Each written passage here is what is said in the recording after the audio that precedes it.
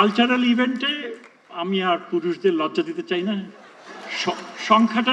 সংখ্যাটা বললাম না, একচ্ছত্র আধিপত্য হচ্ছে নারী। আমরা যত বড় হতে থাকি, মা বাবার যে আঙিনা তার থেকে বেরিয়ে আমরা শিক্ষা প্রতিষ্ঠানে যাচ্ছি এবং গ্র্যাজুয়ালি আমার যখন উত্তরণ ঘটছে, আমি স্বাধীনতাগুলো লাভ করছি, আমার চয়েস, আমার ইচ্ছা, সেগুলোকে আমি পারসু করতে চেষ্টা করি এবং বিশ্ববিদ্যালয়ে তো সেটা আরো আরো আরো অনেক ব্যাপক। তো সেই প্রেক্ষিতে আমি বলবো যে সহশিক্ষা কার্যক্রমের বিরাট একটা গুরুত্ব রয়েছে। তবে আমি এটাও স্বীকার করব যে আমাদের যে মানে বইয়ের উপরে আমাদের যে নির্ভরশীলতা, পরীক্ষার উপরে আমাদের যে গুরুত্ব যেটা দেয়া, সেটা বোধহয় পুনর্বিবেচনা করার একটা সময় আমরা এসেছি। আমরা অতি বেশি, আমরা যারা শিক্ষা অ্যাডমিনিস্ট্রেটর হিসেবে আমরা রয়েছি, পরিবার পরিজন, তারাও খুব বেশি আমরা বইয়ের চাপে ভারে আমরা নুজ্জ থাকি।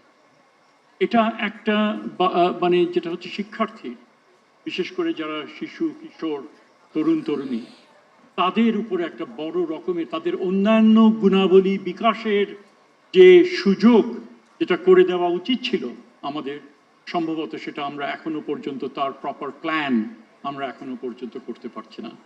যেই আমরা এরা পুরস্কার পেয়েছে ঠিকই, কিন্তু তাদের পারফরমেন্স আনফর্চুনেটলি আমরা দেখতে পারলাম না।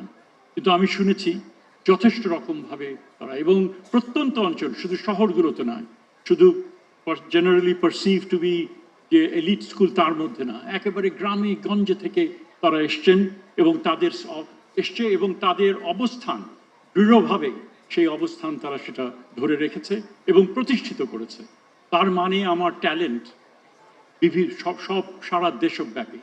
আমরা জাতি হিসেবে এই ট্যালেন্টকে কতটুকু গ্রো করতে দেবার, নার্চার করা, লালন করার কতটুকু সুযোগ করে দিচ্ছি, সেটা নিয়ে আমাদের অবশ্যই আমাদের ভাবতে হবে। আমি কথা বাড়াবো না, খালি একটা কথাই যেটা বলছি, সেটা জ্ঞান অর্জনের মধ্যে শিক্ষা খালি সীমাবদ্ধ থাকে না। এর যে অন্যান্য যে মানুষের যে অন্তর্নিহিত যে গুণাবলী আছে, সেগুলো বিকাশ করার একটা যে সুযোগ সৃষ্টি করা, সেটার মধ্যেও শিক্ষার একটা বড় একটা চ্যালেঞ্জ।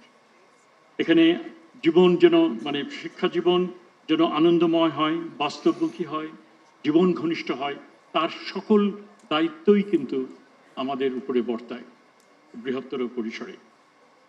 আমি কয়েকটা জিনিস বলবো যে যখন এই পুরস্কার দেওয়া হচ্ছিল, তখন আমি জানতে চেয়েছিলাম যে এখানে নারীদের যে অবস্থান, মেয়েরা যেই তারা কতটুকু, কারণ আমার চোখে দেখেই মনে হয়েছে তারা বিশাল রকমভাবে তাদের একটা উপস্থিতি এখানে রয়েছে। এবং আমি কতগুলো তথ্য আমি দিতে চাই, এবং এটা আমি নিচ্ছি এই কারণে, এখানে মোট যারা আজকে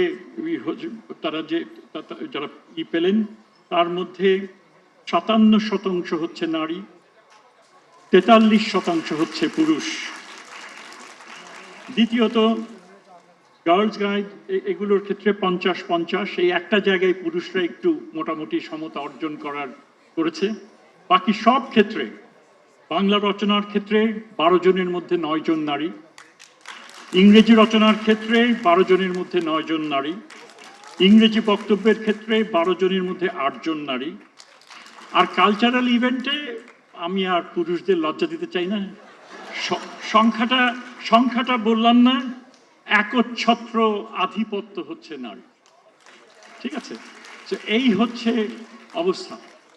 এবং কাজেই এই নারী শক্তি, এই যে বিকাশ ঘটছে, সেটা অব্যাহত থাকুক।